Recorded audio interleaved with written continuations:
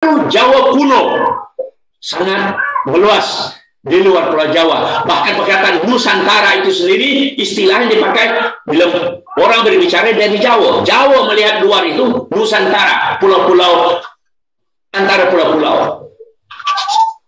Itu juga bahwa dulunya itu adalah Ujung Medini, Kedah, Terengganu, Tomasik yang sekarang Singapura itu adalah tanah Mandalika dari Majapahit. Mandalika itu tanah jajahan, tanah.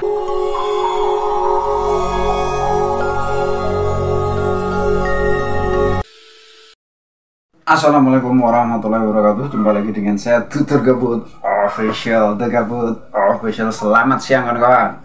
Kumaha wartosna daramang. Piye kabare Mas? Apik to? Ya opo kabare ta? Apik ta? Geng-geng kabare. Apa rungana nuwa pakariba keapu kabaru. Bagaimana kabarnya? Semoga kesehatan dan kebahagiaan selalu menemani hidup Anda. Hai kawan, saya ucapkan terima kasih kepada Anda yang baru pertama kali menemukan video ini, yang baru pertama kali menemukan Tutur Gabut Official. Jangan lupa nanti setelah nonton video kemudian di subscribe, nyalakan loncengnya agar ketika Tutur Gabut Official, The Gabut Official mengupload video baru, Anda mendapatkan notifikasinya. Tak lupa pula saya ucapkan terima kasih kepada Anda yang selama ini support Tutur Gabut ya. Tanpa Anda Gabut gak ada apa-apanya. Tetap support Tutur Gabut agar The Gabut Official selalu semangat mengupload video-video trending saat ini dengan penyampaian yang berbeda. Oke kan? Baik. Di kesempatan hari ini posisinya ya mendung-mendung. Kayaknya mau hujan nih. Di hari ini kita akan membahas tentang batu bersurat ya, batu bersurat yang ada di Terengganu. Beberapa waktu yang lalu kan ada dari Prof Ujung Medini mengatakan bahwa Jawa itu juga Melayu. Terus dia juga menyadari bahwa pelajaran sejarah di sana tuh seperti itu ngeledeknya seperti itu.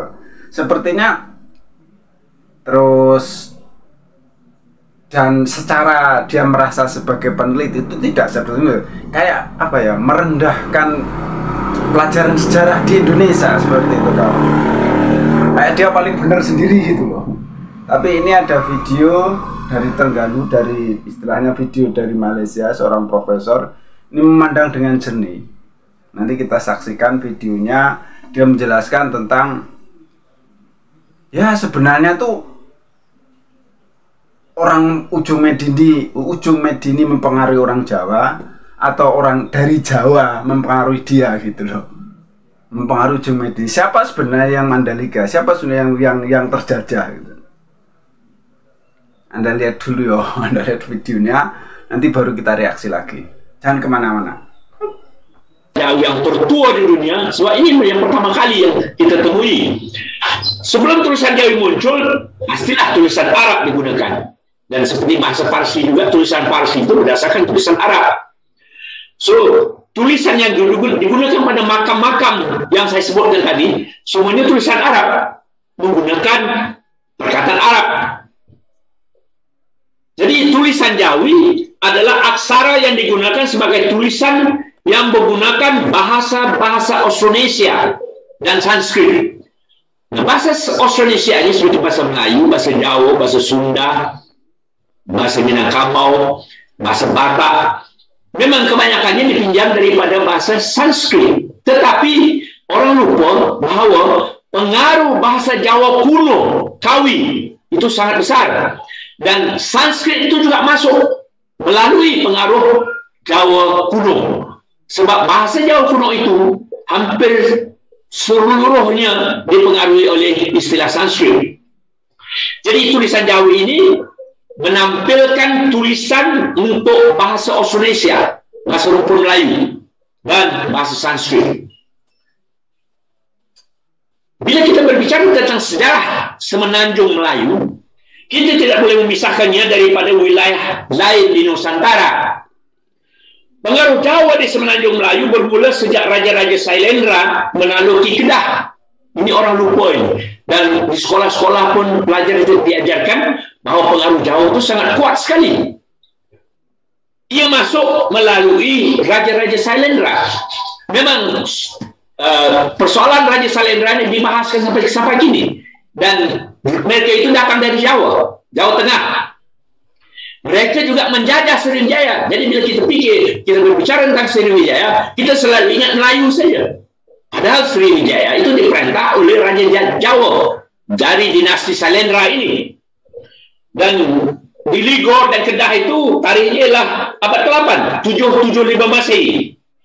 Kehadiran Salendra, dan Salendra ini dinasti yang membawakan aliran Buddhis, agama Buddha, diikuti pula dengan dinasti Sanjaya. Ini adalah satu pendapat baru yang dibawa oleh Profesor De Kasperis.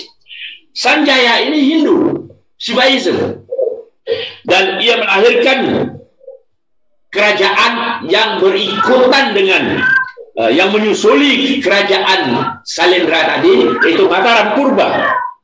Mataram Purba diikuti pula oleh Singasari pada abad ke-13.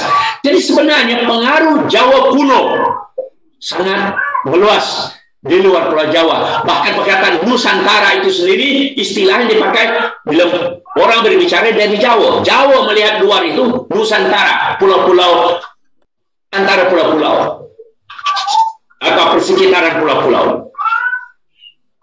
Menurut Krom, ahli sejarah purba yang menulis dalam tahun 31, dan Vochel 1919, Sriwijaya diperintah oleh Raja-Raja Salendra, seperti yang saya katakan tadi, sejak mula hingga ke pertengahan abad ke-8, apabila ibu negaranya dipindahkan ke Jawa Tengah. Sadham, seorang lagi ahli kaji purba, menyatakan Raja-Raja Salendra berasal dari Jawa telah menaklukki Sriwijaya pada pertengahan abad ke-8. Tetapi Jordan, seorang lagi sarjana yang menulis pada tahun 1999, dan Coles menulis tahun 2009, menyatakan sejak pada pertengahan abad ke-8 Sriwijaya dan Salendra adalah satu. Yaitu mereka menganggap Sriwijaya dan Salendra yang bertapak di Jawa itu adalah satu kerajaan karena kewibawaan Salendra itu.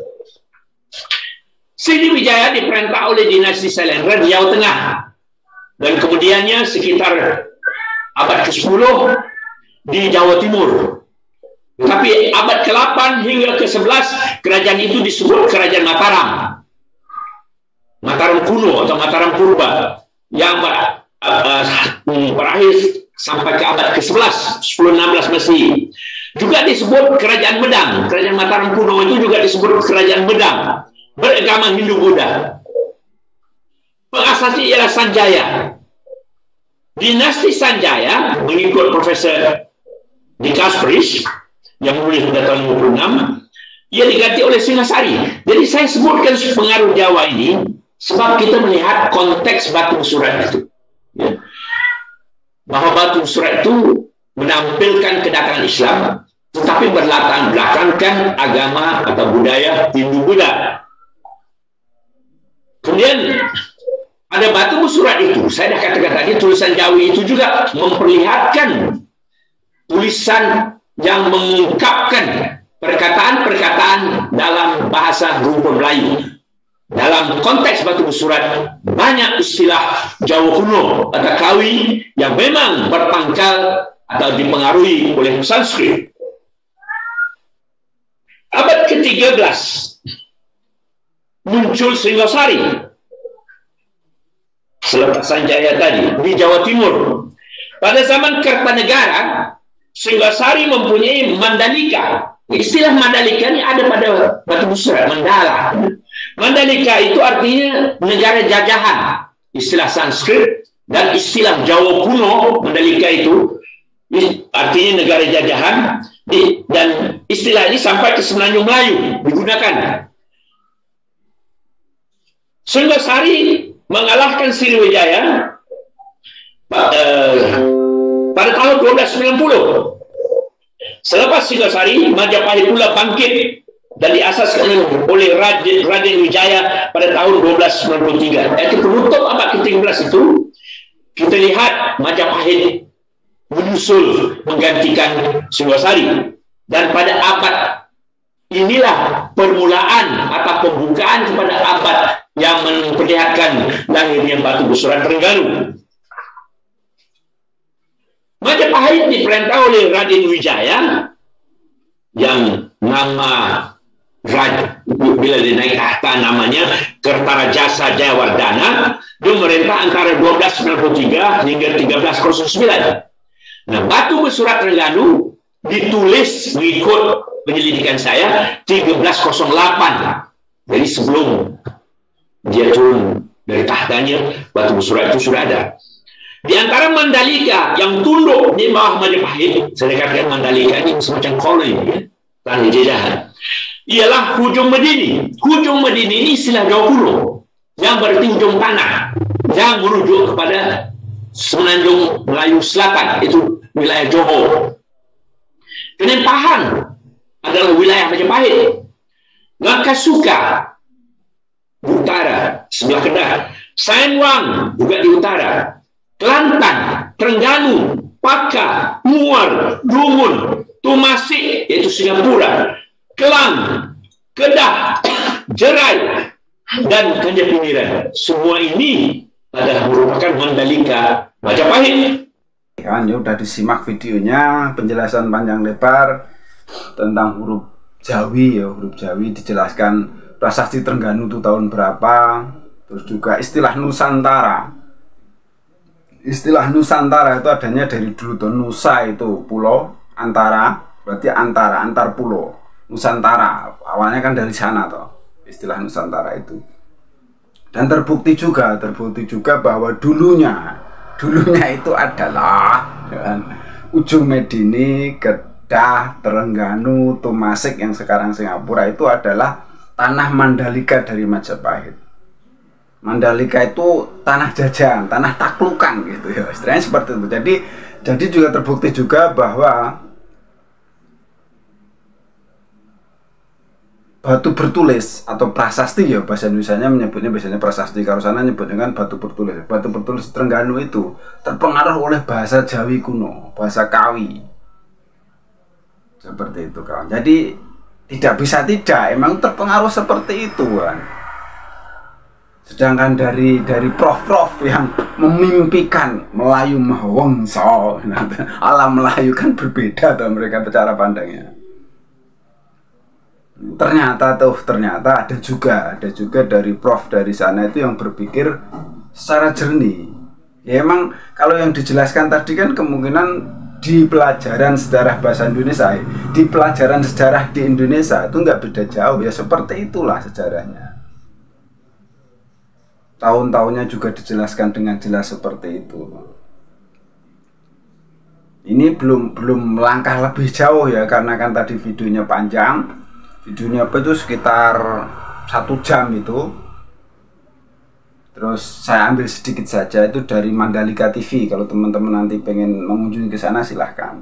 Intinya seperti itu kawan, bahwa dulunya itu yang jelas dari apa-apa yang terjadi di Ujung Medini itu adalah pengaruh dari Jawa itu kawan. Ada juga yang kemarin profesor yang nyebut katanya dia bilang begini kan, DNA orang Jawa dan orang Melayu itu sama. Ya sama, orang emang yang tinggal di situ tuh orang Jawa pada ke situ kan gitu toh. Jadi ini cukup aneh itu dari profesor-profesor yang di kalangan mereka. Tapi yang jelas di video tadi kan dijelaskan secara rinci seperti itu. Oke ya, ada salah-salah kata mohon maaf. Ada yang baik ambil sebagai pelajaran. Silahkan komen teman-teman yang pengen komen, suruh ngupas apa lagi atau gimana silahkan, atau mengomentari video yang tadi. Cukup sekian, ada salah kata mohon maaf. Ada yang baik ambil sebagai pelajaran, yang jelek buang saja. Tutur Gabut Official. Wassalamualaikum warahmatullahi wabarakatuh.